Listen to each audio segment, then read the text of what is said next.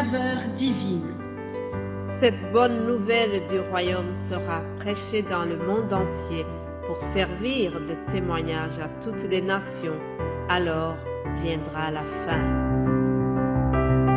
Ce pain céleste vous est présenté par Immaculée Niraneza. Bienvenue très chers amis à l'écoute de l'émission Saveur divine. Je loue l'Éternel pour sa miséricorde et sa bonté. Je remercie Dieu pour m'avoir protégé pendant toute la semaine écoulée. Nous arrivons déjà vendredi. J'espère que de votre côté aussi, vous avez vu la miséricorde de Dieu. Alors aujourd'hui, nous allons terminer ce thème que j'espère vous a fait du bien. En tout cas, de mon côté, vraiment, j'ai été édifiée par tout ce que nous avons partagé, ce que mes frères et sœurs vous ont partagé aussi dans d'autres langues. Ça m'édifie beaucoup. Alors, ensemble, continuons à remercier le Seigneur pour sa parole. Continuons à remercier Jésus-Christ pour sa miséricorde et j'espère que jusqu'à la fin de l'année, nous serons vraiment dans cet esprit, dans cette reconnaissance pour tous les bienfaits de Dieu. Alléluia. Alors, le titre de mon message aujourd'hui, c'est « Par sa miséricorde, il nous pardonne ». Nous allons voir l'histoire d'un homme qui a été pardonné. Nous trouvons cela dans l'Évangile selon Luc 23. Il s'agit de ce récit qui nous parle de deux brigands qui étaient crucifiés avec Jésus-Christ. Lisons Luc 23 à partir du verset 39. Il est écrit « L'un des malfaiteurs crucifiés l'injuriait, disant « N'es-tu pas le Christ? Sauve-toi toi-même et sauve-nous. » Mais l'un le reprenait et disait « Ne crains-tu pas Dieu, toi qui subis la même condamnation? Pour nous c'est justice, car nous recevons ce qu'ont mérité nos crimes, mais celui-ci n'a rien fait de mal. » Et il dit à Jésus « Souviens-toi de moi quand tu viendras dans ton règne. » Jésus lui répondit « Je te le dis, en vérité, aujourd'hui tu seras avec moi dans le paradis. » Alléluia! Quelle belle promesse! Aujourd'hui tu seras avec moi dans le paradis. Mes bien-aimés de Dieu, il y a une chose que nous devons toujours nous rappeler, c'est que Jésus-Christ a travaillé pour son Père du début à la fin de sa carrière terrestre. Il a marché faisant du bien, guérissant les malades, ouvrant les yeux aux aveugles, purifiant les lépreux. Et tout cela était preuve de sa miséricorde. C'était vraiment un cachet de la miséricorde de Dieu le Père. Cependant, cela n'a pas empêché qu'il a eu l'opposition jusqu'à être crucifié à la croix. Alors Jésus-Christ, le Fils de l'homme sans péché, était suspendu sur la croix entre deux grands criminels, comme nous dit la Bible. Certains passant le voyant, ils se moquaient de lui en disant « Il a sauvé les autres et il ne peut pas se sauver lui-même. »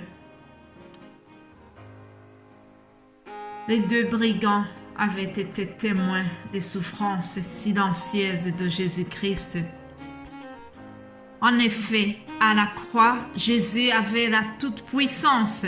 Cependant, il a manifesté la modestie. Une modestie, une faiblesse remarquable. Il a fait semblant qu'il était faible alors qu'il avait sa toute-puissance, mais il s'est tu. Il n'a pas voulu se justifier à la croix. Mon frère, ma sœur, à la croix, Jésus-Christ nous a témoigné de son amour. Jésus-Christ a pris nos péchés. Alors, dans l'histoire que nous avons vue, il y a donc deux brigands. Les deux sont coupables. Cependant, il y en a un qui est humble. Celui-là a été rempli d'humilité et il a demandé pardon. Tout d'un coup, il avait la révélation de la miséricorde de Dieu. Peut-être que dans son passé, il avait entendu ce psaume qui dit « C'est lui qui pardonne toutes tes iniquités ». Il avait entendu certainement cette parole d'Ésaïe 43, 25 qui nous dit « C'est moi qui efface tes transgressions par amour et je ne me souviendrai plus de tes péchés. » Alléluia. Ainsi donc, l'humilité de cet homme a touché le cœur de Jésus-Christ. Il faut devenir humble pour reconnaître qu'on a péché. Il faut devenir humble pour reconnaître que nous avons vraiment besoin du pardon de Jésus-Christ. La Bible nous raconte l'histoire du fils prodigue. Lorsque il venait de sombrer dans la misère, il a réfléchi, il s'est rendu compte qu'il était mieux dans sa famille. Alors, il est devenu humble, je dirais, et il est revenu demander pardon à son père. Et le père l'a recueilli avec beaucoup d'amour. L'un des malfaiteurs crucifiés avec Jésus-Christ a réfléchi, il a demandé pardon à Jésus. Et puis, il a demandé d'être avec Jésus. Il a dit, souviens-toi de moi quand il reviendra dans ton règne. Et Jésus-Christ a été très touché par son humilité, par sa repentance. Bien-aimé de Dieu, Jésus-Christ est content lorsqu'on revient vers lui. J'ai beaucoup aimé la réponse de Jésus-Christ.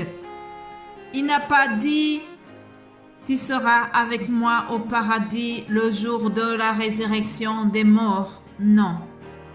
Il lui a dit « Aujourd'hui même, tu seras avec moi dans le paradis ».